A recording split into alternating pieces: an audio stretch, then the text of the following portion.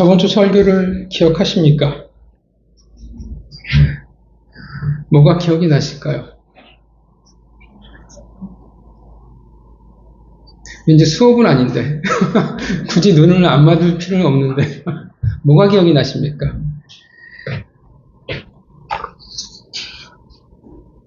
한 단어로 얘기하면 언약이죠. 약속.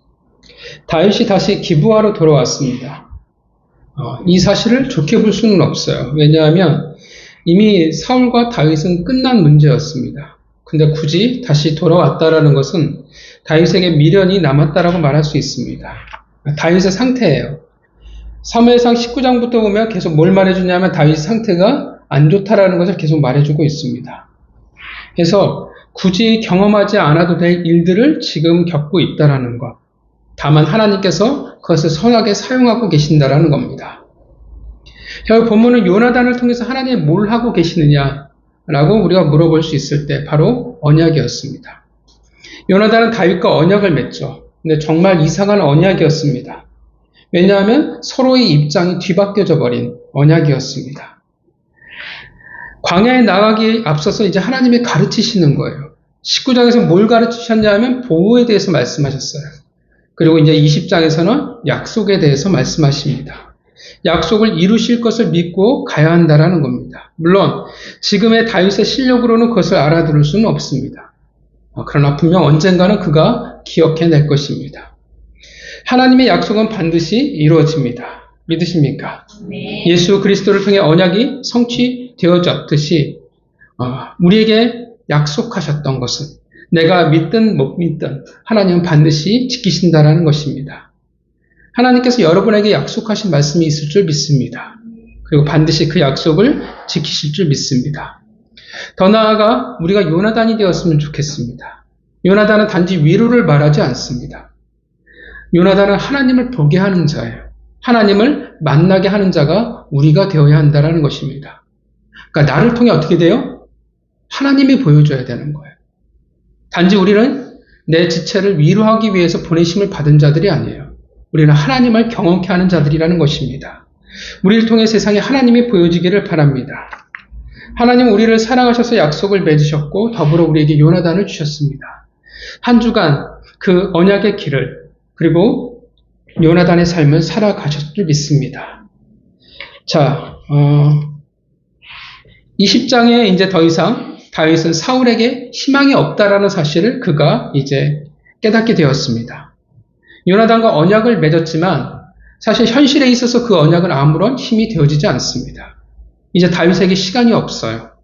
왜냐하면 사울에게 들키면 죽을 테니까. 그래서 정신없이 도망을 가기 시작합니다. 가능한 도망을 간다고 하면 멀리 가야 되는 게 정상일 텐데 그가 간 곳은 의외로 노비였습니다. 이 노비는 뭐냐 하면 제사장의 성읍이었습니다. 원래는 제사장의 성읍이 아니었는데 과거 블레셋의 공격으로 엘리 제사장 때 실로가 파괴되고 제사장들이 이곳으로 이주한 것으로 봅니다. 그리고 이 당시 대제사장은 오늘 본문에 나오는 아히멜렉이었습니다.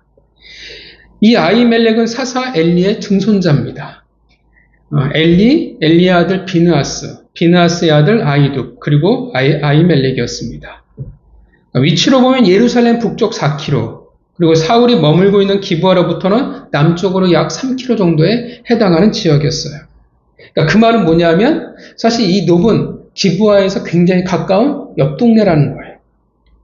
군대에서 우리가 보통 1시간 동안 행군하는 거리가 4km입니다. 오늘날처럼 도로가 좋지 않다고 해도 충분히 1시간, 아무리 넉넉 잡아도 2시간.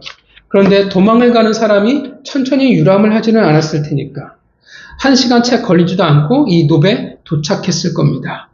그러니까 20장에서 요나단과 헤어지고 난 이후에 얼마만큼의 시간이 있었는지는 모르지만 거의 딜레이 없이 바로 도망을 이어준 본문이라고 여러분이 생각하시면 됩니다. 되게 이상해요. 왜 이상하냐면 도망을 가려면 어떻게 돼요? 최대한 멀리 가야 되는데 다윗은 그렇게 하지 않다라는 겁니다.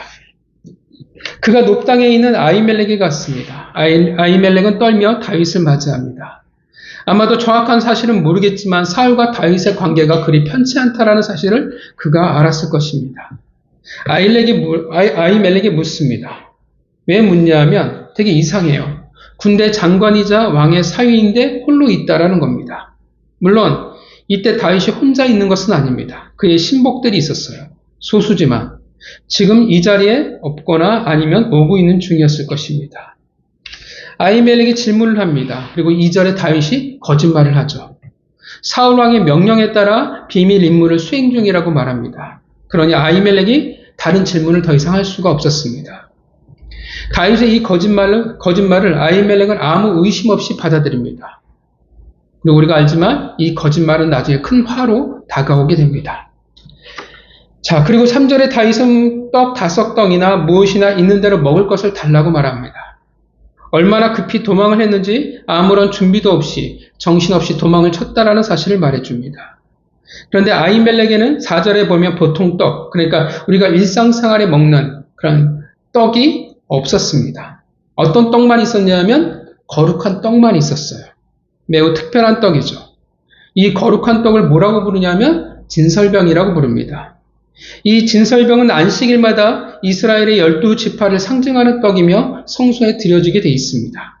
그리고 매주 안식일마다 이 떡이 새 것으로 교체가 되어져요. 이 떡은 아론과 그 자손의 몫이 되어 오직 거룩한 장소에만 먹도록 되어 있습니다. 아히멜렉이 다윗에게 그 떡을 주겠다라고 말합니다. 말이 안 되는 것 같지만 우리가 잘 알지만 나중에 예수님께서 신약에서 이 사건을 설명하십니다. 바리새인들이 이것을 가지고 시비를 거죠. 그래서 이 진설병을 먹는 사건은 다음 기회로 넘어가겠습니다. 너무 길어질 테니까. 자, 이 일을 볼 때 아히멜렉은 무능하거나 말씀을 모르는 그런 어리석은 대제사장이 아니라는 사실을 우리가 알 수 있습니다. 그는 율법의 정신이 뭔지를 정확히 알고 있었어요. 꽤 괜찮은 사람이라고 생각할 수 있습니다. 그리고 7절, 이때 성경은 복선을 하나 남겨놔요. 사울의 신하 중 한 사람 도액이 노베에 있다라는 것을 말해줍니다. 그는 에돔 사람이요 사울의 목자장이었습니다. 진짜 불행을 예고하는 자예요. 당연합니다. 왜 불행이 될 수밖에 없냐면 그는 사울의 사람이었기 때문에 그래요. 당연히 누구나 생각할 수밖에 없는, 생각할 수 있는 일이 이제 벌어지게 될 것입니다. 물론 다윗이 그것을 몰랐느냐?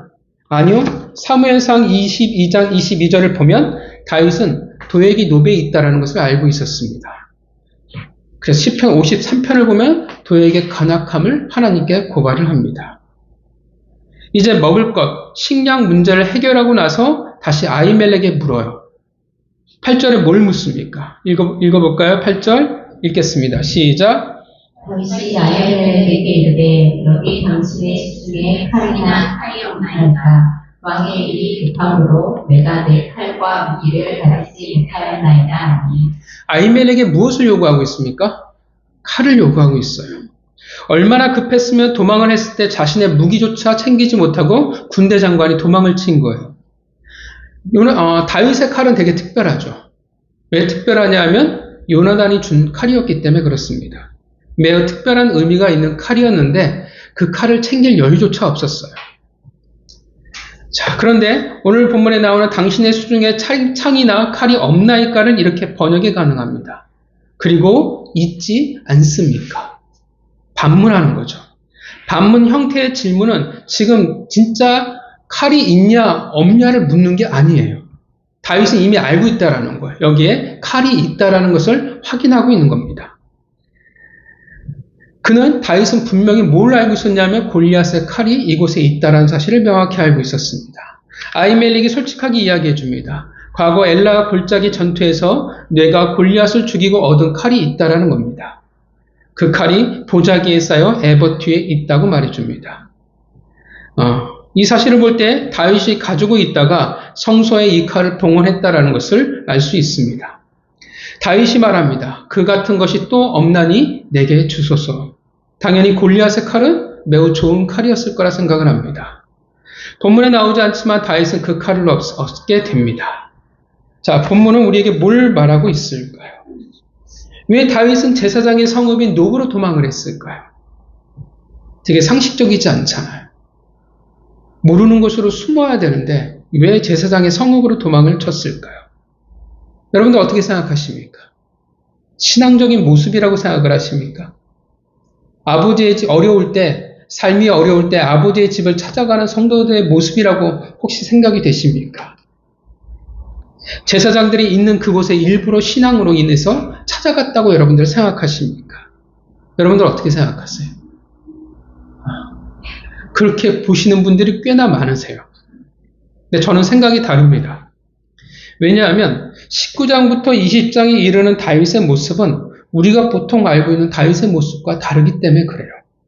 그러니까 실력이 없어요.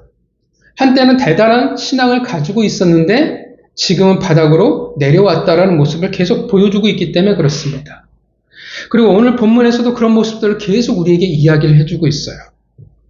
신앙 때문에 내가 공고해서 하나님의 집을 찾아갔다고 한다면 대제사장에게 거짓말을 하는 것 자체가 말이 안 된다라는 겁니다. 하나님이 보고 싶었어요. 내 삶이 어려워서. 그래서 교회를 찾아왔는데 담임 목사한테 거짓말한다. 그것을 과연 신앙이 제대로 된 신앙이라고 말할 수 있겠냐라는 거예요. 앞뒤가 안 맞아요. 또 사울의 신복인 도액이 있다는 것을 알았고 다윗은 앞으로 어떠한 일이 벌어질 거라는 것을 예측하고 있었습니다. 충분히 알았어요. 그렇다면 어떻게 행동하는 게 옳겠습니까? 처음에는 거짓말을 했더라도 아히멜렉에게 사실을 말하고 대처할 수 있도록 해주는 것이 맞습니다. 그런데 자신을 위해서 한 거짓말이 전부였어요. 또 신앙 때문에 정말 아버지를 생각해서 하나님을 생각해서 노베 갔다면 적어도 어떻게 돼요? 뭔가 신앙적인 모습이 노베에 드러나야 돼요. 노베에서. 그런데 오늘 본문을 보면 제사를 드렸다거나 기도를 했다거나 어떤 고백이 전혀 없어요. 아무것도 없습니다. 더군다나 10절에 뭐라고 말하냐면 10절 읽어볼까요? 읽겠습니다. 시작. 그날에 다윗이 사울을 두려워하여 일어나 도망하여 가드왕 아기스에게 갔니. 10절에 보면 뭐라고 말하냐면 그날에 떠났다고 얘기해요. 그 다음 날도 아니고. 그 말은 골리앗의 칼을 받자마자 바로 떠났다라는 사실을 알 수 있습니다. 또한 이미 어떻게 해요? 그 칼은 다윗이 성소에 하나님께 드린 칼이잖아요. 드린 건데 다시 달라는 게 말이 될까요? 여러분들 어떻게 생각하십니까? 내가 교회에 에어컨을 환불을 했어요. 근데 아까워. 다시 달라고 하면 어떻게 해요? 정말 대단한 신앙인이라고 생각되시겠습니까? 실제로 그런 일들이 있어요. 교회를 안 좋게 떠나시는 분들 중에서 내가 여태까지 교회에서 다니 헌금한 거 다 주십시오라고 얘기하시는 분들이 실제로 있어요. 대단하죠. 얼마큼 헌금했는지 어떻게 다 일일이 기록을 해야 되는지는 모르겠지만 여러분 그런 모습을 보면서 와 신앙적인 모습이야 라고 생각하시겠습니까? 전혀 아니에요. 어떻게 하나님께 드렸는데 다시 내가 가져가겠다라고 말할 수 있냐라는 겁니다. 이것을 봐서라도 다윗이 높당에 온 것은 신앙과 전혀 상관이 없는 모습이라는 것을 우리가 알 수 있습니다. 그렇다면 왜 다윗은 노베에 왔을까요? 그냥 도망치다 보니까 노베에 왔을까요? 그냥 배가 고파서 그냥 들렸다라고 생각할까요? 노베에 들린 목적이 무엇이었을까요? 쉬워요. 왜 쉽냐 하면 이 높당에서 다윗이 얻고자 하는 것이 무엇인지를 보면 우리는 답을 쉽게 찾을 수 있습니다. 이 높당에 온 이유는 하나님이 이유가 아니었습니다. 제사장에게 뭘 구했습니까? 떡과 먹을 것과 칼이었어요. 이 두 가지를 제사장 아히멜렉에게 구했습니다. 자, 그렇다면 다윗은 왜 떡과 칼을 구했을까요? 떡과 칼이 무엇을 말할까요? 당장 우리가 이 세상에서 살아가야 되는 현실적인 문제의 해결책들이에요. 양식이 필요했어요. 먹고 사는 문제이죠. 그리고 앞으로 다윗은 어떤 삶을 살아가요? 도망자의 삶을 살아가야 합니다.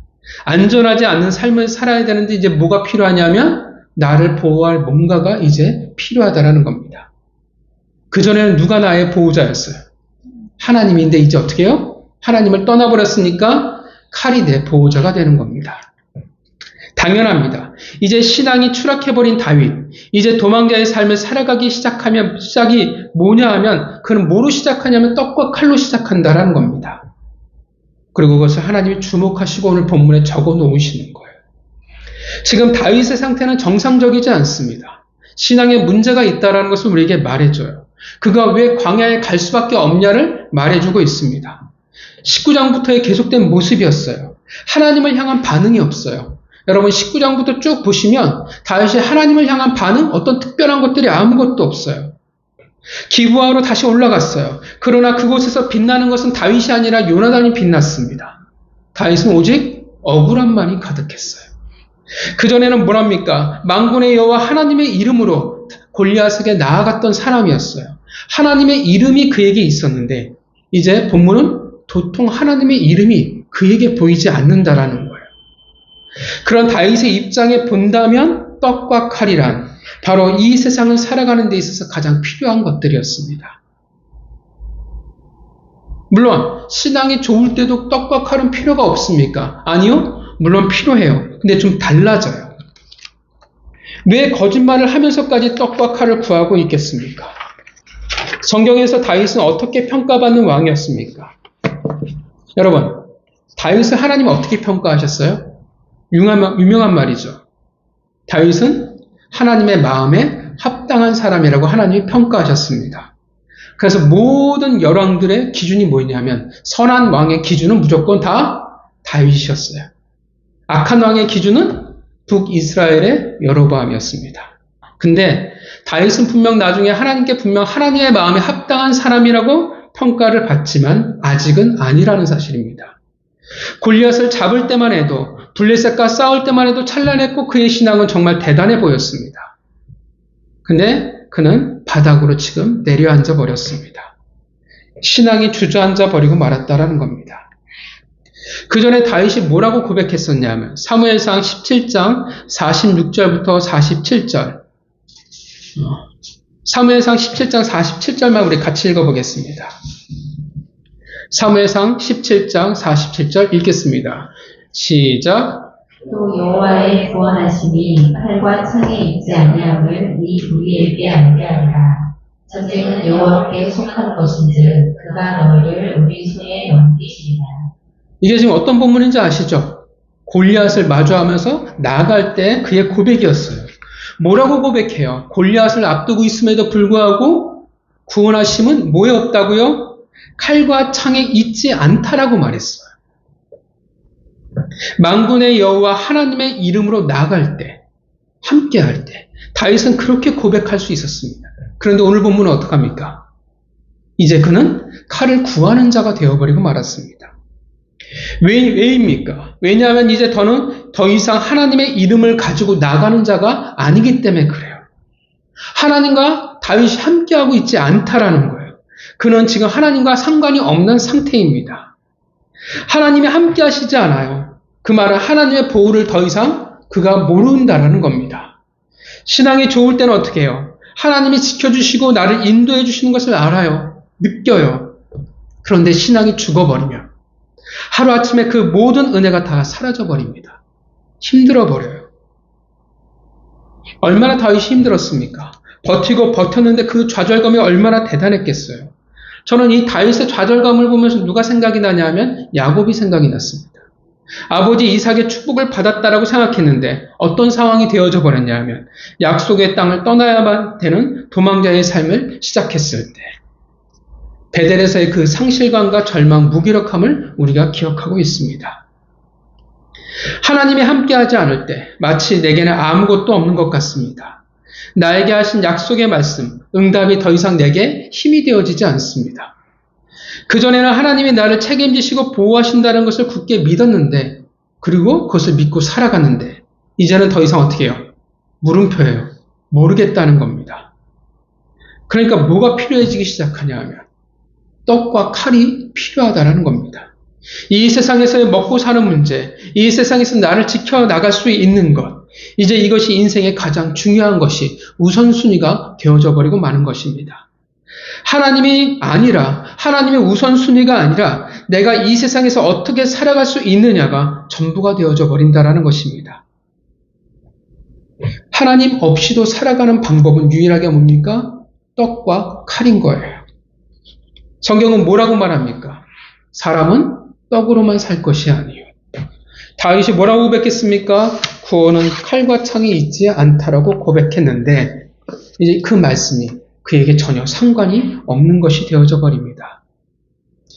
내가 살기 위해서는 하나님이 아니라 떡과 칼이 필요합니다. 그래서 자신을 위해서 어떻게 해요? 열심히 거짓말을 해요. 남이 피해를 받든 어떻든 더 이상 상관하지 않습니다. 나만 어떻게 해요? 살면 되는 거예요. 사실 골리앗의 칼은 그냥 칼이 아니에요. 단지 품질이 좋은 칼이 아니라 그것은 다윗의 고백이에요. 왜냐하면 다윗의 신앙의 흔적이거든요. 구원은 칼과 창에 있지 않다는 명백한 증거지만 그 증거가 더 이상 의미가 없게 되어져 버리고 말았습니다. 여러분, 다윗이 왜 아히멜렉에게 떡 5개를 달라고 했을까요? 왜 5개일까요? 6개 하면 안 될까요? 4개면 안 될까요? 왜 5개를 달라고 했을까요? 여러분, 떡 5개 하면 뭐가 생각이 나십니까? 오병이요? 이렇게 가면 이제 신천지가 되는 거예요. 신천지 애들이 이렇게 연결을 시켜버려요. 그럼 모르면 와 신기하다가 되는데 아무 상관없습니다. 여러분 떡 5개 할 때 뭐가 생각나십니까? 5이라는 숫자를 떠올릴 때 다윗에게 5개란 물맷돌 5개.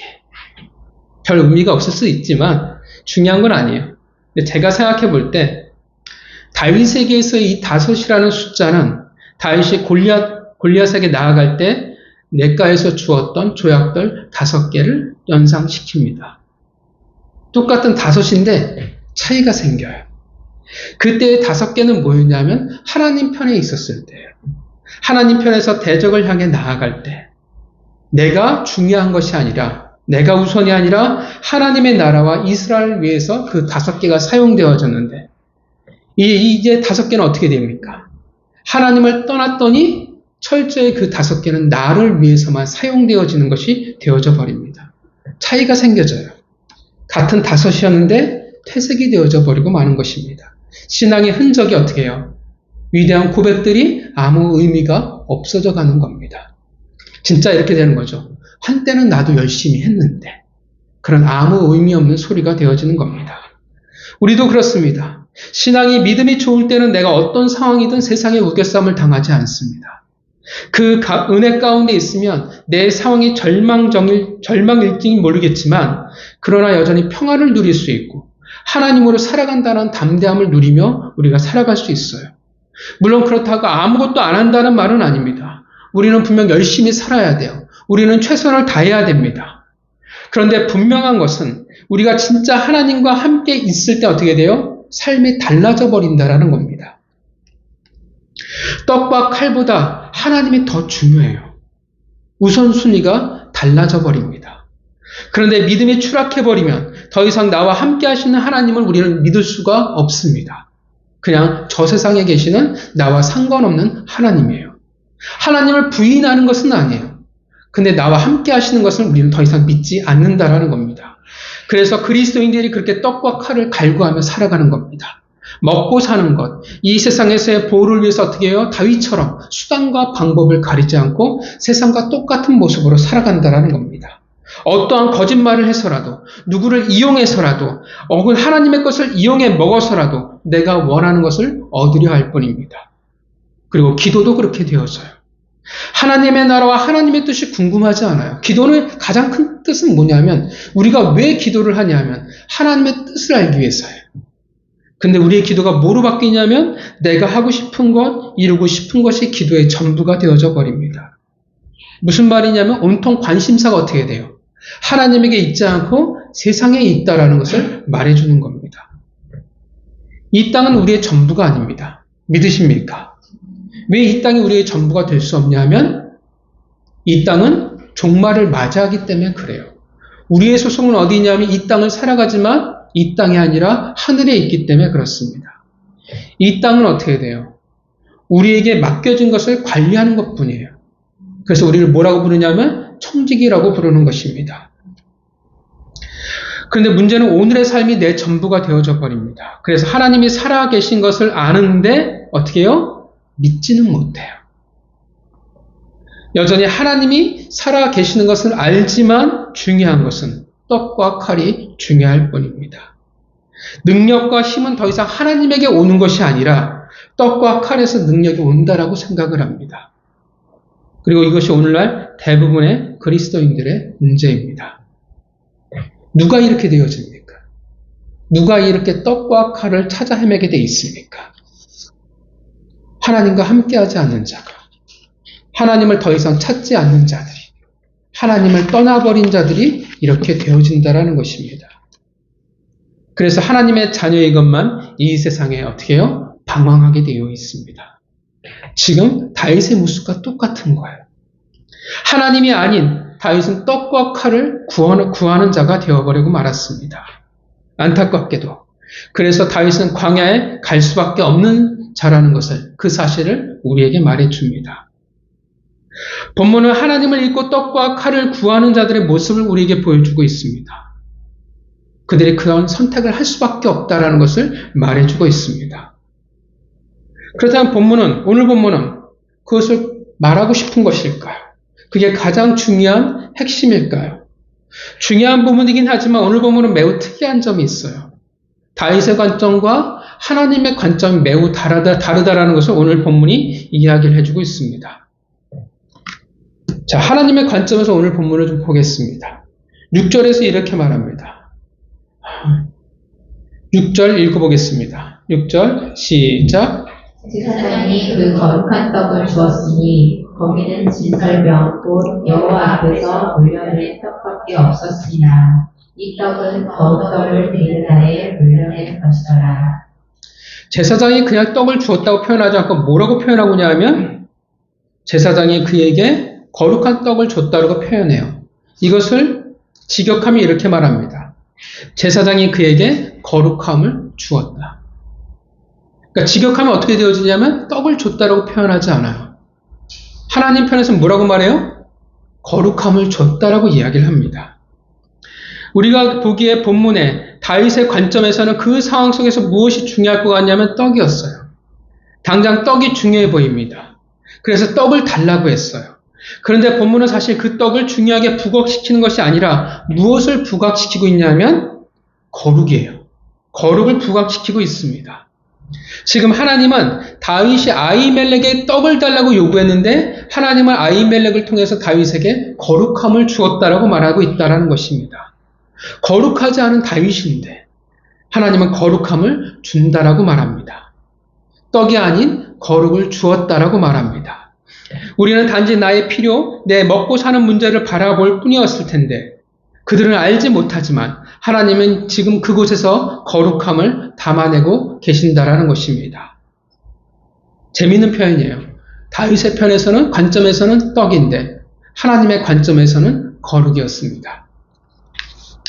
9절도 마찬가지예요. 9절을 우리 읽어볼까요? 읽어보겠습니다. 시작. 제사장이 이르되 내가 엘라 골짜기에서 죽인 블레셋 사람 골리앗의 칼이 무작위에 쌓여 에봇 뒤에 있으니 내가 그것을 가지려거든 가지라. 여기는 그것밖에 다른 것이 없느니라 하는지라. 다윗이 이르되 그 같은 것이 또 없나니 내게 주소서 하더라. 자, 여러분들이 상상을 잘 해보셔야 돼요. 여러분들이 영화 세트장을 한번 만들어 보신다고 생각하시고 이 본문을 가지고 여러분들이 그대로 그림을 한번 만들어 보셨으면 좋겠어요. 자, 9절에 뭐라고 이야기하냐면 칼에 대한 이야기를 하는데 9절 여러분 잘 보세요. 블레셋 사람 골리앗의 칼이 어떻게 되어 있습니까? 보자기에 쌓여서 에봇 뒤에 있다라고 말해요. 굉장히 자세하게 설명하고 있어요. 여러분들이 상상으로 이 장면을 여러분들 한번 세트장을 만들어 보셨으면 좋겠어요. 그림을 그려보셨으면 좋겠어요. 잘 만드셨죠? 자, 다윗은 칼을 이야기를 해요. 근데 본문에서 보면 눈에 뭐가 보일까? 뭐가 보여요? 여러분의 세트장이 어떻게 만들었는지 되게 궁금한데 어떠십니까? 다윗은 지금 칼을 말했어요. 근데 성경은 지금 뭐가 보여요? 칼이 보일까요? 안 보일까요? 안 보여요. 뭐가 보입니까? 에봇이 보여요. 다윗은 칼을 말했는데 하나님은 지금 뭘 보게 하고 있냐면 에봇이에요. 칼을 보려고 하는데 정작 칼을 볼 수 없고 눈에 무엇이 들어오게 되어 있냐면 에봇이 눈에 들어오게 되어 있다는 것입니다. 재밌는 장면이죠. 다윗은 칼을 달라고 하는데 칼이 중요하다고 이야기하는데 하나님이 정작 보여주고 있는 것은 에봇이에요. 굳이 하나님이 이렇게 표현하고 있는 이유가 뭘까요? 여러분, 에봇이 뭡니까? 에봇은 아무나 입는 옷이 아니라 제사장이 입을 수 있는 옷이었습니다. 거룩을 추구하는 자만이, 그 역할을 담당하는 자만이 입을 수 있는 옷이었어요. 강조하고 있어요. 본문을 보면. 원어에서 보면 한글 성경에 무엇이 빠져 있냐 하면 한글 성경은 칼이 에봇 뒤에 있다라고 표현하고 있지만 원어에는 흰내가 있어요. 이 흰내는 뭐냐면 보라라는 강조예요. 그 말은 성경을 그대로 직역하면 보라, 그것이 에봇 뒤에 있다라고 말한다라는 겁니다. 이 흰내가 강조하고 있는 것이 무엇입니까? 무엇을 강조하고 있어요? 칼을 강조하고 있습니까? 에봇을 강조하고 있습니까? 에봇을 강조하고 있어요. 우리가 생각하기에 칼이 중요하고 칼이 주인공이라고 생각하는데 성경은 하나님 뭘 주인공으로 내세우고 있냐면 에봇이에요. 거룩한 하나님이 이 땅에 주신, 그리고 만들게 하신 거룩한 특별한 옷이라는 것입니다. 거룩을 말해요. 하나님의 것입니다. 다윗 편에서는 칼인데 하나님 편에서는 거룩한 에봇을 말하고 있습니다. 이것이 하나님의 마음이라는 거예요. 세상에 떡과 칼을 찾아 헤매는 그의 자녀를 향한 하나님의 마음입니다. 그들에게 하나님은 거룩을 주고 계신다라는 거예요. 그들은 한결같이 뭐라고 해요? 하나님의 거룩을 주신다고 해도 그것이 싫어요. 뿌리쳐요. 왜냐하면 그들이 중요한 건 떡과 칼이니까. 그래도 그것에 하나님이 보여주고 계시는 것입니다. 자녀가 사춘기가 되었을 때 그러잖아요. 부모의 사랑을 그들은 뿌리쳐요. 밥을 줘도 먹기 싫다고 이야기를 해요. 그렇지만 부모는 묵묵히 여전히 그 사랑을 내밀고 있다라는 거예요. 묵묵히 하나님이 지금 무엇을 다윗에게 계속 보여주고 말하고 있냐면 거룩을 내밀고 계신다라는 것입니다. 다윗은 포기했어요. 하나님과 함께하는 것을 포기했는데, 그래서 더 이상 하나님을 찾고 있지 않은데 하나님은 여전히 그를 포기하지 아니하시고 여전히 함께하고 계신다라는 것입니다. 이 거룩은 또한 하나님의 각오입니다. 너는 비록 하나님을 잊어버렸고 세상에서 떡과 칼을 찾아 헤매는 자가 되어버렸지만 하나님은 어디에 있냐고 어쩔 수 없다라고 말하지만 하나님은 바로 그 순간 바로 거기에 있었다라는 겁니다. 내가 떡과 칼을 구하는 그 순간 나는 여전히 그 앞에 있었더라고 말씀하고 계십니다. 하나님이 아닌 이 세상의 힘으로 살아갈 수밖에 없다라고 네가 이야기할 줄 모르겠지만 난 여전히 함께하고 그 자리를 지켰다라고 말합니다. 그리고 너는 잊었지만 너는 여전히 내 거룩한 자녀라고 말씀하고 있는 것입니다. 그러하게 내가 너를 반드시 거룩하게 만들겠다라는 이 생명의 떡을 통해 다시금 거룩한 백성으로 회복시키겠다라는 하나님의 각오인 것입니다. 에봇은 제사장의 옷입니다. 그 당시 제사장들의 역할이 뭡니까? 거룩을 지키는 거예요. 거룩을 지켜서 하나님과 이스라엘을 잇는 사람들이었습니다. 그 거룩한 관계를 회복시키겠다는 하나님의 각오인 것입니다. 그래서 6절에 보면 여호와 앞에 바쳐진 진설병, 거룩한 하나님이 그 떡 앞에 계신 것입니다. 9절에 에봇 뒤에 있는 골리앗의 칼, 거룩한 하나님이 그 칼 앞에 계신 것입니다. 성도 여러분, 우리는 참 약한 존재들입니다. 우리는 많은 은혜를 입었을 때도 있지만 또 신앙이 찬란할 때도 있지만 꽤나 우리가 내가 잘해왔구나라고 생각할 때도 있지만 우리는 쉽게 무너지는 존재들입니다. 고난이라는, 절망이라는, 낙심이라는 이름 아래 우리의 신앙은 쉽게 무너져 갑니다. 내 수고와 노력이 물거품이 되어져 갈 때 마냥 하나님은 더 이상 내게 없는 것 같이 느껴집니다. 하나님은 더 이상 나와 함께 하시지 않는 것 같이 보여집니다. 갑자기 세상이 거대해져 버리고 세상이 두려워지기 시작합니다. 우리는 수없이 어떻게 하지 두려워할 때 그때 우리의 삶은 하나님이 아닌 떡과 칼을 찾아 나가기 시작을 합니다. 두렵기에 세상이라는 삶에서 하나님이라는 방법을 통해서는 더 이상 살아갈 수 없을 것 같습니다. 그래서 수없이 말해요. 교회는 교회고 세상은 세상이라고 우리가 수없이 말합니다.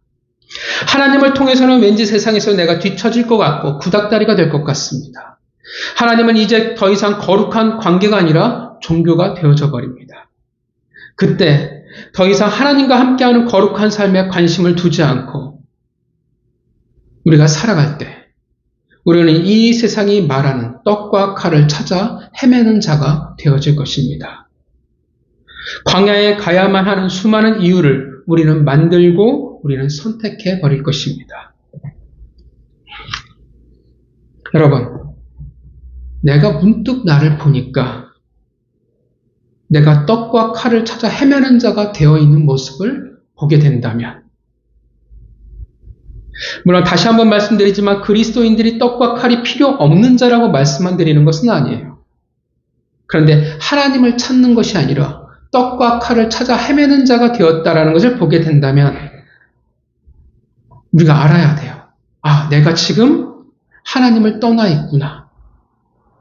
내가 하나님을 지금 잊고 있구나라는 것을 여러분들이 생각하셔야 합니다. 아, 내 신앙이 지금 정상이 아니구나. 그리고 이제 내가 하나님을 찾아야 하는구나라는 것을 여러분들이 깨달으시기를 바랍니다. 나의 저급한 실력, 나의 은혜를 잊어버린 원망, 나의 어리석은 선택 앞에 여전히 거룩하신 하나님이 또한 함께 하신다라는 것을 우리는 기억해야 합니다. 당장 우리가 살아가는 것이 급하고 실력이 없어 눈앞에 계신 하나님을 우리는 보지 못하지만 그렇게 당장 떡과 칼을 선택할 수밖에 없는 수준이지만 그 앞에 계신 하나님을 보지 못하고 떡과 칼이 전부인 것처럼 우리는 수없이 말하지만 그러나 묵묵히 여전히 그 앞에 계시는 하나님을 우리가 볼 수 있기를 바랍니다. 여러분, 하나님은 어떠한 순간에도 항상 우리 앞에 계셨습니다. 본문은 하나님을 떠난 다윗 그리고 그리스도인들이 무엇을 찾게 될 것인지 그럼에도 불구하고 그곳에 계시는 거룩하신 하나님의 각오를 오늘 본문이 우리에게 보여주고 있습니다. 성도 여러분, 한 주간 무엇을 구하고 무엇을 선택하며 여러분들이 살아가시겠습니까? 분명 그것을 통해서 내가 지금 누구와 함께하고 있는지를 우리가 알 수 있을 것입니다. 바라기는 떡과 칼이 아니라 하나님을 먼저 찾는 자가 되어지기를 바랍니다. 더 중요한 것은 우리의 연약함을 인정합니다. 모든 선택 가운데 잘하든 못하든 감사하든 원망하든 그러나 우리가 믿어야 할 것은 하나님은 항상 그 자리에 계셨다라는 것을 늘 함께 그 앞에 계셨다라는 사실을 기억하시기를 바랍니다. 다윗 앞에 계셨던 거룩하신 하나님을 기억하시길 바랍니다. 내 앞에 계셨던 거룩하신 하나님을 여러분 믿으시기를 바랍니다. 한 주간 늘 함께 하시는 하나님을 보기에 떡과 칼이 아닌 하나님을 구하는 자가 되시기를 주님의 이름으로 축원합니다. 같이 기도하도록 하겠습니다.